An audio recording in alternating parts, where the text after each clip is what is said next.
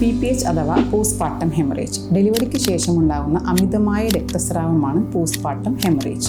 Postpartum haemorrhage വരാനുള്ള കാരണങ്ങൾ എന്തൊക്കെയാണ്?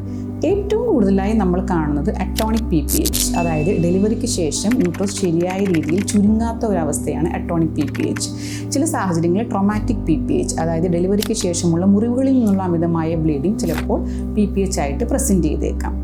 ഈ PPH പ്രിവെൻറ്റ് ചെയ്യാനായി പേഷ്യൻസ് എന്നുള്ള രീതിയിൽ നിങ്ങൾക്ക് എന്തൊക്കെ ചെയ്യാനായിട്ട് പറ്റും? ഹീമോഗ്ലോബിൻ ഡെലിവറി പ്രോസസ്സിലേക്ക് എൻ്റർ ചെയ്യുന്നതിന് മുമ്പായി 12 അതിന് മുകളിലോ ആക്കി വെക്കേണ്ടതാണ്. അതിനുവേണ്ടി എല്ലാവരും ഗർഭകാലത്ത് തന്നെ നിർബന്ധമായും ഡെയിലി അയൺ ടാബ്ലറ്റ്സ് കഴിക്കേണ്ടതാണ്.